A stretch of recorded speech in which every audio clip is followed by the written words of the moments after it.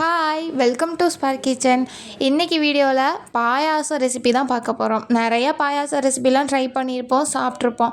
ஆனால் இந்த சக்கரவள்ளி கிழங்கு பாயாசம் ரொம்ப ஸ்பெஷல். ஏன்னா அவ்வளோ டேஸ்ட்டாக இருக்கும். எப்போவுமே சக்கரவள்ளி கிழங்கு வேக வச்சு சாப்பிட்றத விட இந்த மாதிரி பாயாசம்லாம் ட்ரை பண்ணி சாப்பிடுங்க, ரொம்ப சூப்பராக இருக்கும். சின்ன பசங்களுக்குமே ரொம்ப பிடிக்கும். எப்போவுமே செய்கிற மாதிரி அரிசி பாயாசம், பருப்பு பாயாசம்னு இல்லாமல் இந்த மாதிரி கொஞ்சம் வித்தியாசமாக ட்ரை பண்ணுங்கள், ரொம்ப டேஸ்ட்டாக இருக்கும். இது எப்படி பண்ணுறதுன்னு பார்க்கலாம் வாங்க. இந்த பாயாசத்துக்கு கொஞ்சம் ஃப்ரெஷ்ஷான சக்கரவள்ளி கிழங்கு எடுத்திருக்கேன். ரொம்ப வதங்கினது எடுத்திங்கன்னா நம்ம துருவுறது ரொம்ப கஷ்டமாக இருக்கும். முடிஞ்ச அளவுக்கு கொஞ்சம் ஃப்ரெஷ்ஷான சக்கரவள்ளி கிழங்கு எடுத்திங்கன்னா துருவுறதுக்கு ஈஸியாக இருக்கும். எடுத்த சக்கரவள்ளி கிழங்குல 2 சைடையுமே கட் பண்ணிவிட்டு தோல் எல்லாமே சீவி எடுத்துக்க போகிறோம். நான் 3யுமே எடுக்கல, ஒரே ஒரு சக்கரவள்ளி கிழங்கு மட்டும்தான் எடுத்திருக்கேன். அதுவே பாயாசம் நிறையா வரும். இந்த தோல் எல்லாத்தையுமே சீவிட்டு இதை இந்த மாதிரி கேரட் துருவுறதை வச்சு துருவி எடுத்துக்க போகிறோம். இது பார்க்குறதுக்கு தான் ஒன்று இருக்கும், ஆனால் துருவினோன்னா அதோட துருவல் நிறையா வரும். அதை வச்சு நம்ம நிறையா பாயாசம் ரெடி பண்ணிடலாம். ஆல்ரெடி நம்ம சேனலில் சக்கரவள்ளி கிழங்கை வச்சு நிறையா ரெசிபி பண்ணியிருக்கோம். சக்கரவள்ளி கிழங்கு குலோப் ஜாமுன் அப்படி இப்படி நிறையாவே பண்ணியிருக்கோம். உங்களுக்கு இன்ட்ரெஸ்ட் இருந்துச்சுன்னா கண்டிப்பாக செக் பண்ணி பாருங்கள். அவ்வளோதான், நம்ம எடுத்த ஒரு சக்கரவள்ளி கிழங்கு தோலை சீவிட்டு இந்த மாதிரி நல்லா துருவி வச்சுட்டோம். இப்போ ஒரு சின்ன பவுலில் நான் 1/4 கப் போல் ஜவ்வரிசி எடுத்திருக்கேன். நம்ம அந்த பாயாசத்தில் சக்கரவள்ளி கிழங்கு கூட ஜவ்வரிசி சேர்த்தோன்னா சாப்பிடும்போது நல்லா டேஸ்ட்டாக இருக்கும். அது கூட தண்ணி சேர்த்து இதை ஒரு 10 நிமிஷத்துக்கு அப்படியே சைடில் ஊற வச்சுருங்க. இப்போது ஸ்டவ்வில் கடாய் வச்சுட்டு 2 ஸ்பூன் நெய் சேர்த்துருக்கேன். இது கூட நம்ம துருவி வச்சுருக்க சக்கரவள்ளி கிழங்க சேர்த்துடலாம். சேர்த்துட்டு ரொம்ப வேணால் ஒரு 2 நிமிஷத்துக்கு சிம்மில் வச்சு சக்கரவள்ளி கிழங்க நல்லா ஃப்ரை பண்ணிக்கலாம் நெய்யில். அவ்வளோதான், ஃப்ரை ஆயிடுச்சு.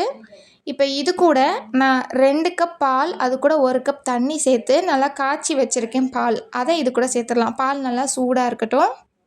முதல்லையே பாலை நல்லா காய வச்சு எடுத்து வச்சுக்கோங்க. அதுக்கப்புறமா நம்ம இந்த சக்கரவள்ளி கிழங்குல சேர்த்துடலாம். நான் 2 கப் பால் 1 கப் தண்ணின்னு சொல்லி மொத்தமாக 3 கப் சேர்த்துருக்கேன். இந்த பாலில் சக்கரவள்ளி கிழங்கு நல்லா வெந்து வரணும். இது மீடியம் ஃப்ளேம்லேயே வச்சு நல்லா வேக வச்சுக்கலாம். நல்லா வெந்ததுக்கப்புறமா நம்ம ஊற வச்சுருந்த ஜவ்வரிசியில் உள்ள தண்ணியெல்லாம் வடிச்சிட்டு ஜவ்வரிசியை மட்டும் இது கூட சேர்த்துடலாம். ஒரு 5 நிமிஷத்துக்கு 2யுமே நல்லா வேக வச்சிடலாம். ஜவ்வரிசியும் நல்லாவே வெந்துடும். அவ்வளோதான். இப்போ இது கூட நான் 1/2 கப் போல் நாட்டு சக்கரை சேர்த்துருக்கேன்.